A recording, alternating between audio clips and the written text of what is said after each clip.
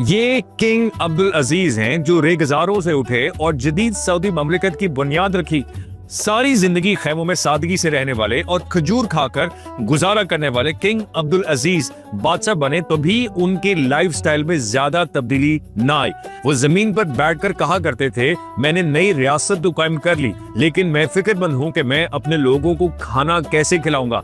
और फिर खुदा की करनी ऐसी हुई कि सरजमीन हिजाज से तेल की दौलत दरियाफ्त हुई, जिसके बाद वहां की संगलाख जमीन सोना हो गई। 1930 की दहाई में सऊदी अरब का शुमार दुनिया के अमीर मुल्कों में होने लगा था।